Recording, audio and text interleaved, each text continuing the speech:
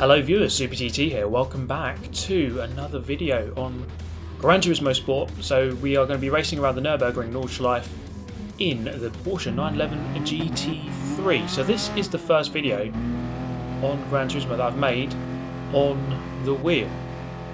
So things are going to be a little bit different as the chase cam intensifies. Just kidding. We are going to be using the hood view. Lots of discussion about this, but chase cam just doesn't work. Not on the wheel. And I think we need a new challenge. I need a new challenge on the game. We've got the wheel, and for me, this is my favourite viewpoint on the wheel. And we're going to see just how good we can get.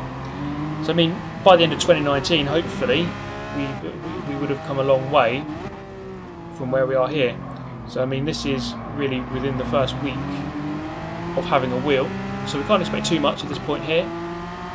But I would say that quite quickly we've arrived at our controller pace, but it is difficult to improve at this game. You do have to put the time in, as you'll see over the course of the video. It's not an easy process to get good at any game really, and especially this one. So the time will have to be put in, a lot of hours, a lot of lapping, a lot of mistakes along the way, but presumably, or hopefully, one day we'll get to a better level than what we were on the controller, which I think, to be honest, we're pretty much there already.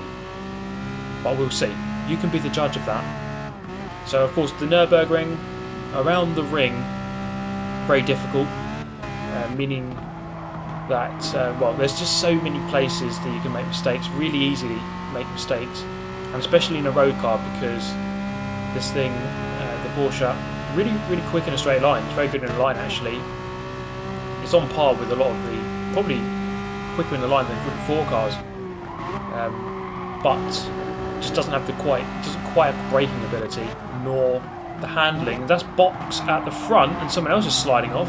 That is a very difficult corner, and kind of proves my point there about the braking. You really had to brake really early. So that box guy at the front, you might recognise the name. He's actually one of the best Forza players in the world, and he's made the transition over here onto Gran Turismo, and he's absolutely bossing it this week. Well inside the top 10 leaderboard times. The Spaniard really deep. What's quite going to happen here? He returns, and the driver ahead gets the penalty. Okay, so we couldn't quite get past, unfortunately, but we are looking to at least get third here, but very close behind as well. I would say with this viewpoint, the races are much more intense. The feeling of being right on the bumper of that car in front. Obviously in chase cam, the camera's a little bit further behind, so you don't quite get that low down intense feel that you do in this viewpoint. So that is one advantage, I would say, or one advantage in terms of immersion. So I'm enjoying the experience so far, but of course a long way still to go. So coming down the hill here then, sweeping fast left, and I noticed you really have to kind of sweep it in quite early to get the car turned in. Sometimes dab of the brake, don't actually do a dab the brake, and get the weight over the front end of the car as the Luxembourg driver comes weighing in on the Spaniard, wipes him out, and I'm up into second place. Thank you very much. Around here, around the ring, there's not normally really any space to go for moves. You're kind of stuck, and you have to wait for a mistake normally, or wait for one of the straights, probably the last straight, coming up towards the end of the lap, and then you might go for the pass. Other than that, really difficult to pass around here, and therefore you have to be really patient, and it's not a wide circuit at all. As we go into this turn, and well, I've just made a stupid mistake and gone way deep into the turn, into the barrier, and the Luxembourg guy with a 7.5 second penalty now, but he's going to go through, back to second. Fellow Brit goes through as well, so I've completely bottled that, thrown it away. But as I say, the transition to the wheel is not going to be an easy one. It's not going to be quick. You know, I'm not going to be immediately up to speed. Things are going to take time. So down to 7th after all that. Really frustrating stuff. We're going to try to get past as many players as we can here. As the Spaniard really wide, sliding off onto the grass.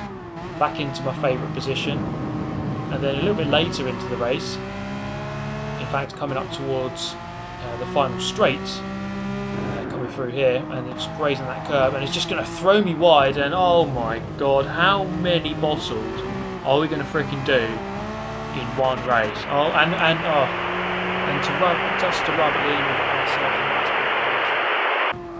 Okay, this guy gets reset, and then we go back up into 7th. But with the penalty, we go back down to 8th. Okay, well, there's the benchmark, I suppose. Okay, we can forget about that race. We can go again. We can go for a good result here. It is so good! And then this moment here, wow, okay, so on for a really good lap. Really, really good lap. Well, better than my actual record so far. And, well, into the barrier once again. As we go across the grass, I'm surprised I didn't get reset there. And we complete the bottle by facing the wrong way. And actually, no, we do get a reset eventually. So things not going well at all. So this is where the proper practice begins. So I thought, right, we're going to go around many, many times, and if anything bad happens, we just carry on, we get on with it, we complete the lap. Because I think part of the process is, sometimes it's very frustrating, because a lot of the time, you do something silly at the beginning of a lap, especially around this track. Then you just give up. But here, no giving up. You have to keep driving and just complete the lap. So there's 7:39, marginally slower than my record. And this is the frustrating thing here.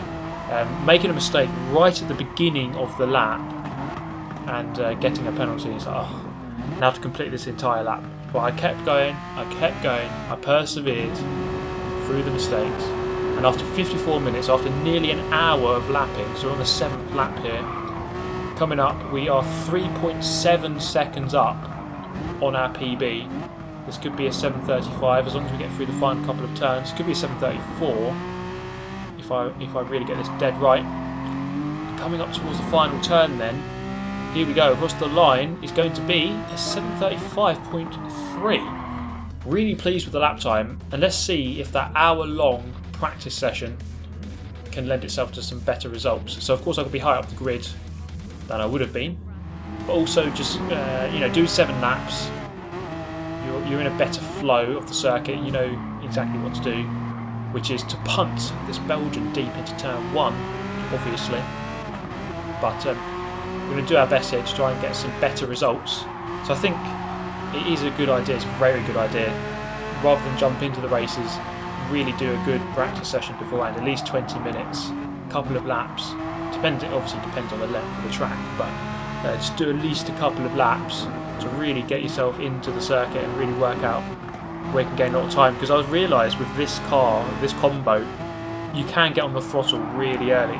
So you need to be at least on like 40% throttle mid-turn and then get on the power really quite early.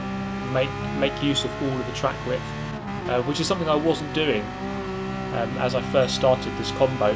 Then I realised as I got more and more confident with the car and the track, I was able to push a little bit harder, get on the throttle a lot earlier, and just rely on my instincts a little bit more.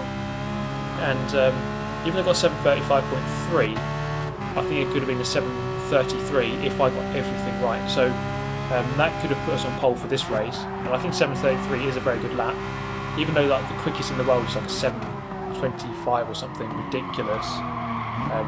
7:33 is actually a decent race pace. If you can do that regularly in the race, then you're golden.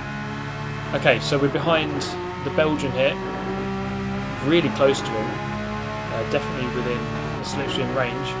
But again, we've said it before, very, very difficult to pass around the Nürburgring. So once again, we're waiting for a mistake, and it's going to come there as he goes 2 wheels wide onto the grass. And it just unsettles his car. He goes a little bit too deep, and I'm through. I'm just second. So now the focus is kind of going to turn onto trying to catch up with the German on home turf who's up ahead. So now we can try to catch up. So of course this guy is going to be quite close behind still, but we kind of got to forget about him and just go for it and just see if we can really go about catching. But then we just receive a big punt there, and as we receive another one. I'm all over the grass, coming back on, probably not the best rejoin, but to be honest, I was completely out of control and just managed to regain it in time. So the race kind of went like that for a long time. Those two guys right behind me for the majority of it.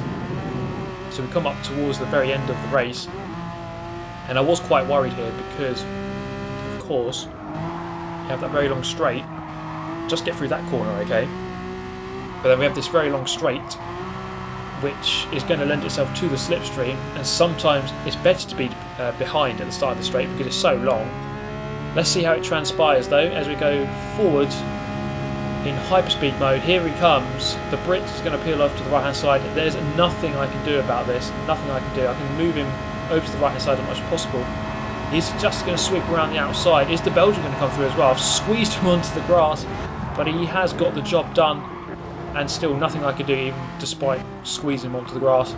The Brit though really deep, and he's smashed himself into the wall. I'm going to reclaim a position. Belgian all over the grass. Potential for the second place again, but not quite. He just keeps it. As we come up to the line, it's the same order, 1, 2 and 3 as we started after all of that.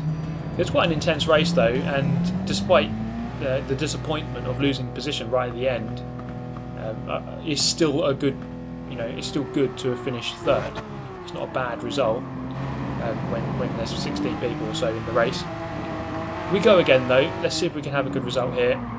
So this time starting fourth. So we've got the Belgian again just in front, and we've got the same German in first. We do have another German, an additional German, in second. So the home advantage guys there, using their local knowledge the best they can to try to pull away. So let's see if we can keep them in tow, keep them in check, and perhaps go for a move a little bit later on. So through this first swooping section, I really like this section actually. Really nice to hook this little section up here.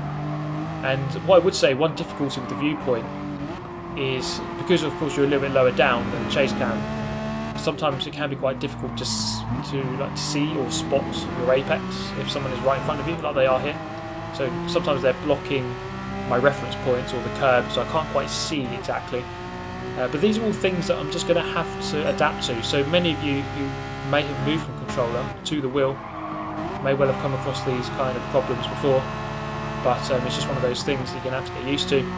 As the second German there, all over the grass, one side then the other, loses crucial momentum and then 2 positions. So it's as you were in the previous race. We've got the German, then the Belgian, and then myself. Let's see if we can go for a better result than we did last time. Hopefully we can at least have a good result, or at least have a good race to the end and don't make too many mistakes. So right up behind him again. Let's see if we can just go into just go into sort of autopilot mode almost, and just really settle into the race. It might almost be better. You saw at the end of the last race. It might be better to stay behind and then wait for that final straight. It can be quite a risky tactic, because if you don't get the section right before the straight, if you lose the toe, then you're not going to get it done. So I still say it's always better to be ahead, but then just really try to build the gap if possible, rather than play some game by trying to stay behind and then overtake in the peak position. Although that's a fair tactic, I suppose, just to wait until the straight. You do risk, of course, as I say, losing the toe. Let's see what's going to happen here though. The German in the front, not too far away, less than 2 seconds ahead. The Belgian's sliding a little bit wide. Now this car is really is a handful, and I felt as though you really do have to attack the lap. You can't kind of be, I don't know, you don't in a way you don't want to be too smooth. You kind of have to just really attack the car, and sometimes you have to get it sliding a little bit to really make the most of the power. So sometimes you really need to get on the power early, but sometimes you need to get the car sliding a little bit so that you can do that. So it's quite a precarious lap around here in a road car. I can only imagine what it's like to actually drive a road car when you can go to the ring and drive around it. I'd imagine that being quite a scary experience, especially with the varying speed of cars. It's not like everyone's driving the same car. You've got people in Ferraris, and then people on bikes, and then people in Renault Clio, and this Porsche just ahead, of course, is a Porsche, sliding very wide. was sliding through the turn and actually just blocking the entire circuit. I was anticipating that he might slide off the circuit, but it actually kept it completely in check and managed to keep going. So still here on the front foot, but not really able to go for the move, as once again, as we've said, the track is so narrow that it needs to be quite a big mistake if they're going to make one. So he has made mistakes, but none big enough that I can actually take advantage. So I'm going to have to just keep going for now. The German in the lead really is not far away, just 1.6 seconds ahead now, as the Belgian quite slow through the carousel, so I'm all over the back of him. And again, another advantage, or I'll repeat the advantage from earlier, is just the intensity of the race is so much more heightened in this viewpoint, as you're so much closer to the car in front. So it does really feel very immersive having this viewpoint. And again, he's sliding. That's actually put me off my apex. I've actually missed the apex by quite a bit there, and he's opened up a gap of 3/4 of a second. So actually, that mistake kind of helped him in a way, because it kind of distracted me. And again, another thing I have to get used to in this viewpoint, things are just going to appear a lot closer, and you kind of have to pick and choose the right places to look on the track rather than get distracted. He does have a penalty though, 0.6, and he's sliding again. He's all over the place, this guy. He's absolutely... He must be Ken Block or something, because he is really spending more time sideways than forwards. As we come up towards the final sector now, or the final couple of sectors. I think there's like 10 sectors on this track. So we're going to really try to keep within the range, the slipstream range, as much as possible. We're 7 tenths off at the moment, and of course he does have that penalty, although 0.6, I still think at this point here he will still come through in second. So I do need to ideally get a little bit closer and then go for the move on that long straight, which we are coming up to in about 30 seconds time. Coming down the hill now, it looks like the German in the lead is safe, barring a large error at this point, but he's got the margin there to be safe a little bit. And actually, the Belgian with a 3.1 second penalty now. He was over the grass marginally, must have been by about a pixel, and it's enough. I mean, 1 pixel is 1 pixel too many, and he's gone wide onto the grass, and he's been handed a 3.1 second penalty. So he's really going to have to get the hammer down now, although he's over a second ahead, so probably out of the slipstream range at this point. So coming through the final turn here, onto the back straight, he's gone wide onto the grass, and I've almost followed him, to be honest, and I'm up the inside into second. So all of those fears and worries I had are now alleviated, as I can safely come through to second. So it's one of those races where I could see that guy was making mistakes, but I just couldn't take advantage of it. And then eventually he proved to be his own undoing, and I come through into second. Let's just make sure we don't bottle it here. We've got a nice 5 or 6 second gap to the guy behind, so we can afford to be safe. There's not much point in risking it too much. So we're going to come through at the end of the race to finish second, which I'm pretty pleased about actually. Starting 4th, finishing second, moving forward, not really any mistakes being made. So I think progress is being made.